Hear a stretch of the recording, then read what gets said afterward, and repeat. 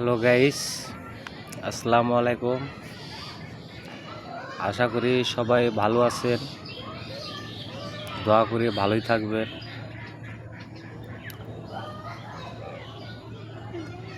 আসলে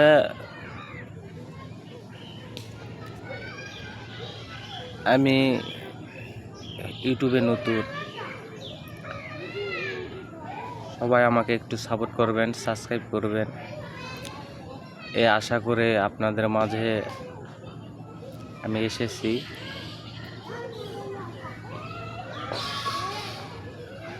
কাউকে কেউ সাপোর্ট না করলে কেউ এগিয়ে যেতে পারে না। হয়তো আজকে আপনারা বড় ইউজারেরা হয়তো অনেক দূরে চলে গেছেন, অনেক দূর এগিয়ে গেছেন। এখন আমরা যারা নতুন চ্যানেল বা নতুন ইউটিউবার, যারা চ্যানেল ছোট, তাদেরকে কেন সাপোর্ট করেন না? আপনারা যদি সাপোর্ট না করেন তাহলে আমরা এগিয়ে যেতে পারবো না। তাই বলছিলাম সবাই সবাইকে সাপোর্ট করবে, সবাই সবাইকে ভালোবাসবেন, তাহলে ভালোবাসা পাবেন।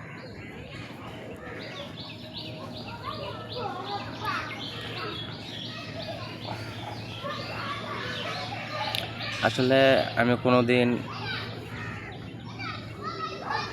ভিডিও এভাবে কথা বলিনি, নতুন অবস্থায়, তাই কি বলবো আমি ভাবে পাচ্ছি না। তো আমি আসলে একটা খুব গরিব, দরিদ্র, অসহায় মানুষ, ঠিকমতো কাজকাম করতে পারি না, কারণ আমার বাম হাতটা আমার অচল।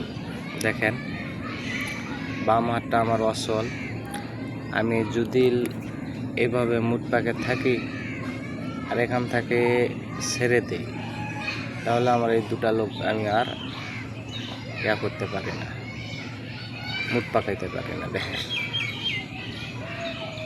এই লোক দুটো আমি মুট পাকাতে পারি না, এই জন্য সব কাজ আমি করতে পারি না।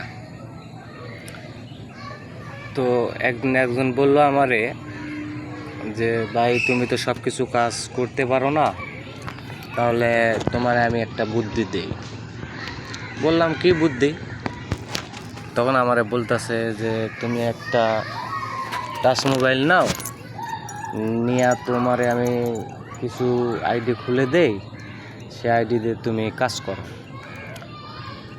ধৈর্য ধরে কাজ করলে অবশ্যই সফল পাবে। তো আমি অনেক ভাবা চিন্তা করার পরে, যাই হোক, নিজের কাছে তো অত ক্যাশ পাতি ছিল না। তো যাই হোক, ধার ধুর, টাকা পয়সা ধার ধুর নিয়ে, হাওলাত নিয়ে আমি মোবাইল একটা নিচ্ছি, নিয়ে চ্যানেলটা আমি খুলছি, বা হয়তো টিকটক খুলছি, ফেসবুক খুলছি। খুলে আমি, যাই হোক, মাঝে মধ্যে ভিডিও বানাই। আবার আমি যে কাজটা পারি মাঝে মধ্যে সে কাজেও যাই, এবং ওই কাজের ফাঁকেই আমি আপনাদের মাঝে ভিডিও পোস্ট করি।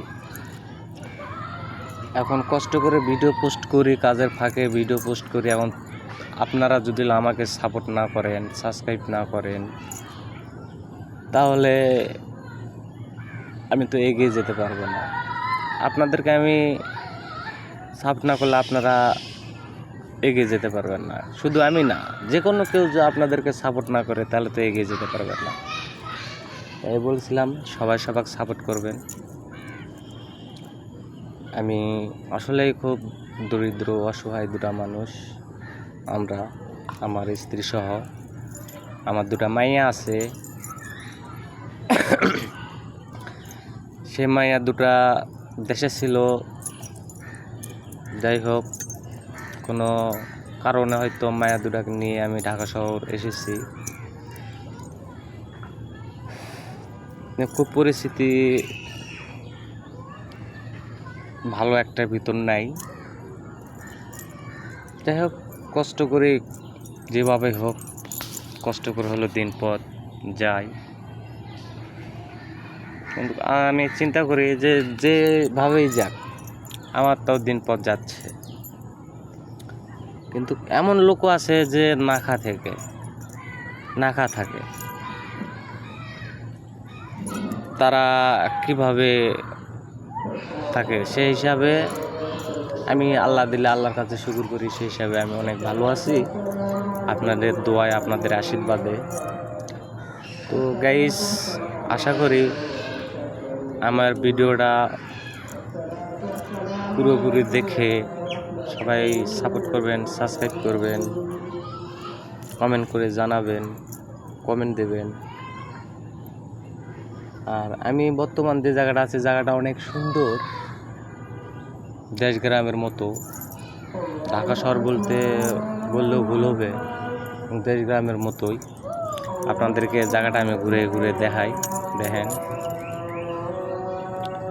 জায়গাটা আসলে অনেক সুন্দর। দেখেন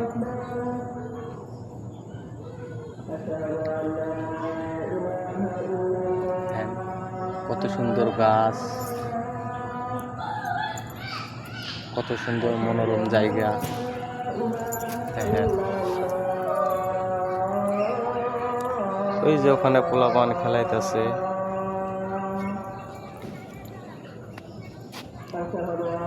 ওখানে পোলাপানেরা খেলাইতেছে।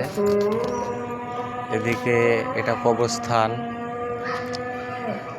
এই জায়গাটা মাঠ ফাঁকা, শুধু গাছপালাই আছে, অনেক মনোরম জায়গা।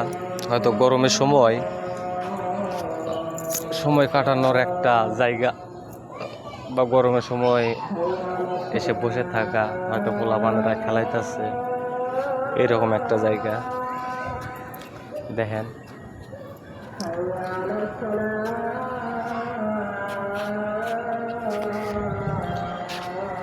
তো যাক, আর বেশি কথা বাড়াবো না। আজান দিচ্ছে, আজানের সময় ভিডিও করা থাকলো দূরের কথা, আজানের সময় আল্লাহর কোরআনও পড়া নিষিদ্ধ করা আছে হাদিসে। তাই আমি ভিডিওটা শেষ করলাম। আশা করি আমার কথাগুলো ভালো লাগবে, হয়তো সাজিয়ে বলতে পারি নাই। আশা করি সবাই সাপোর্ট করবেন, এই শুভকামনা করে আমি বিদায় লইলাম। খোদা হাফেজ।